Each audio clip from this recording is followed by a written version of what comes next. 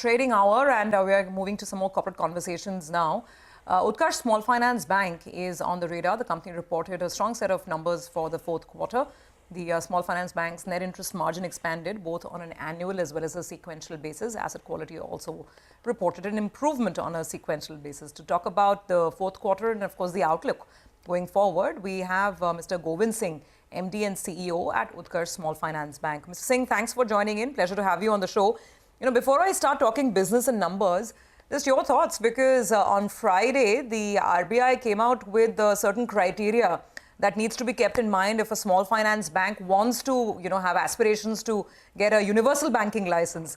Tell us, what do you think about the guidelines? I don't know if Utkarsh meets them at present or not, but I mean, is that an aspiration that you'll have looking ahead? Yeah. So first of all, thank you very much for having me here. So as far as the new guidelines are concerned, so biggest plus of these guidelines is that, now there's a clarity from the Reserve Bank of India side. In fact, we have been in dialogue with RBI that there is a clear path given, and that is what they have given now. And my sense is all the SFBs who started, 5 years, 6 years, 7 years back would like to go towards that path, become as a universal bank over a period of time. It may be a matter of 2, 3, 4 years time based on trajectory of each institution. And my sense is, and especially, there is nothing what a small finance bank loses in the whole process, because in terms of compliance, risk, IT, and all the requirements are at par with universal bank for us. Our product or our bouquet may be a little different than, universal bank. So I think all will go towards that, and the lower requirement of priority sector, lower requirement of capital adequacy, and also, moving the 25 lakh ceiling as far as the number of clients you can lend. I think these will be helpful to small finance bank. So my sense is over a period of time, all banks will move toward that direction. So what about, so that's the overall sort of take on it. But specifically for Utkarsh, you're saying, so you're meeting some of the criteria that the RBI has already put out. I mean, do you have a roadmap over the next sort of, how many years would you want to move towards a universal license? So we're yet to do that part, because this happened towards Friday evening only. We are yet to have, you can say, discussion with the board and others, key people. But yes, certainly, next 2 to 3 years time, when we should be looking towards that horizon, when we can become universal bank. But it is not yet, fully discussed at board or at our senior level how to go about that part. One of the things, maybe most of the things we do, meet today also. One or two things where we do not meet today, maybe we'll work towards those, and we'll become eligible in next maybe one and a half years time for sure. Okay, eligible in the next 1.5 years. So getting into Q4 numbers, and good morning, Mr. Singh. This is Reema here. We've seen a discernible improvement in your asset quality across, parameters, whether it's the slippages, the gross NPAs, net NPAs. What led to that? Is this a trend? Will asset quality continue to improve? And what can you guide for, sir? Third, in terms of gross NPAs, net NPAs, and slippages for next year? Oh, certainly. So if you remember, when we had met after quarter 3 results, and we had indicated that, in the October and November months, we had challenges at the ground in terms of there are a lot of holidays, in especially our core geography of UP and Bihar during this Diwali, Dashara and Chhath period. So that impacted the collection efficiency or collection during that period, especially for small finance bank and for people like us. There are a lot of collections still happen through interaction with the customers. So that impacted a little bit during that period. And once we are able to come out of the slippages, we are able to have better collections. We have also increased and improved our collection teams also across, in fact, in the retail lending as well as in the microfinance space. So that has also helped us in. And our collections have certainly improved by more than 1% during this period. And that has helped us in, reducing our overall, you can say, stress or overall credit cost, and improve the overall numbers across. Our trajectory, will remain, if you remember that we had guided around 2% credit cost. And you are also aware that this includes the floating provision, but we have been creating for last 2 years. And and that cost close to 0.3 to 0.4%, in the credit cost. So our credit cost for next year is again expected in the range of 2%, and the board has also guided us to increase our floating provision. So from 1.5% of March 22 numbers, March 23 numbers, now it is 2% of March 24 numbers as far as JLG book is concerned. That will have additional cost of around 75 to 80 crore for the from the P&L side for the bank. But after taking that into account, our credit cost will be around 2% for FY25. That is the guidance from us now. Okay, and any guidance on gross NPAs and net NPAs?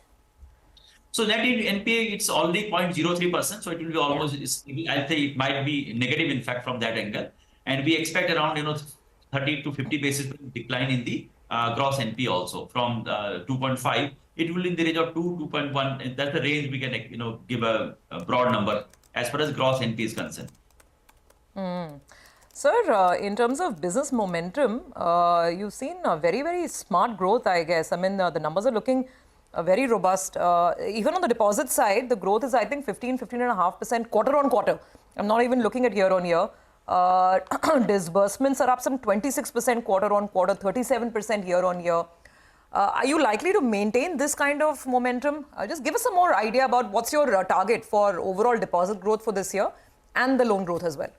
Yeah.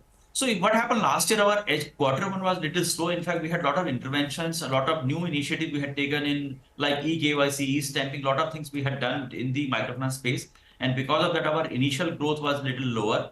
And that has picked up now. We have got, all the teams are in place in terms of collections, very strong teams are in place. So we do expect that this trajectory of, growth, what we have seen during quarter 4 and maybe S2 overall will continue this year also. Normally, quarter 1 is a little slow for all the banks after quarter 4. But overall for this year, our expectation is that, our advances growth on an expanded base will be more than 30%.